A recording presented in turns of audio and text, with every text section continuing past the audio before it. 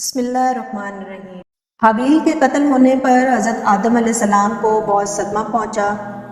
اللہ تعالیٰ نے حابیل کا صدمہ دور کرنے کے لیے حضرت آدم علیہ السلام کو بطور نعم البدل ایک نیک بیٹا عطا فرمایا، جس کا نام حضرت آدم علیہ السلام نے شیس یعنی اللہ کا عطا کردہ تحفہ رکھا۔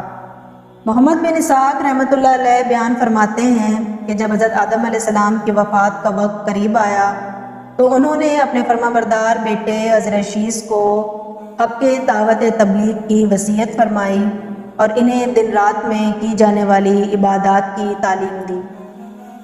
حضرت آدم علیہ السلام کے انتقال کے بعد ان کے بیٹے حضرت شیس علیہ السلام اپنے والد محترم کی وصیت کے مطابق عمل کرتے رہے اور اللہ رب العزت نے انہیں بھی نبوت سے سرفراز فرمایا اور ان پر اپنے پاس سے آسمانی صحیفے بھی نازل فرمائے۔ رسول اکرم صلی اللہ علیہ وسلم نے فرمایا کہ اللہ تعالیٰ نے اپنے انبیاء کرام پر 100 صحیفے اور 4 آسمانی کتابیں نازل فرمائیں، جن میں سے 5 صحیفے حضرت شیس علیہ السلام پر نازل ہوئے۔ حضرت شیس علیہ السلام اپنے والد محترم کی وصیت کے مطابق تبلیغ دین کے فریضے کو احسن طریقے سے سر انجام دیتے رہے۔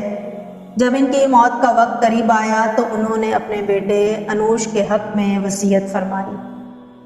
انوش نے اپنے انتقال سے پہلے دعوت تبلیغ کی یہ ذمہ داری اپنے بیٹے کنعان کو سونپ دی۔ پھر کنعان نے اپنی وفات کے قریب اپنے بیٹے مہلائل کو دعوت تبلیغ کا منصب سونپا۔ مہلائل پہلے وہ آدمی ہیں جنہوں نے شہر بسائے، مضبوط قلعے تیار کیے اور شیطان کے لشکروں کو پہاڑوں اور گھاٹیوں پر منتشر کر دیا۔ ان کی حکومت 40 سال تک قائم رہی۔ مہلائل نے اپنی وفات کے وقت وصیت کے ذریعے اپنے بیٹے یرد کو اپنا جانشین مقرر فرمایا اور یرد نے اپنی وفات سے چند قبل کی تبلیغ دین کے فریضے کی وصیت اپنے بیٹے اخنوخ یعنی حضرت ادریس علیہ السلام کے حق میں فرما دی۔ امید ہے آپ کو ہماری آج کی یہ ویڈیو بھی ضرور پسند آئی ہوگی۔ اگر ویڈیو پسند آئی ہے تو سب سے پہلے اس کو لائک کریں، شیئر کریں اور کمنٹ سیکشن میں اپنی رائے کا اظہار لازمی دیجیے گا، اور ہمارے چینل کو سبسکرائب کرنا بھی مت بھولیے گا۔ مجھے اگلی ویڈیو تک دیں اجازت۔ اللہ حافظ۔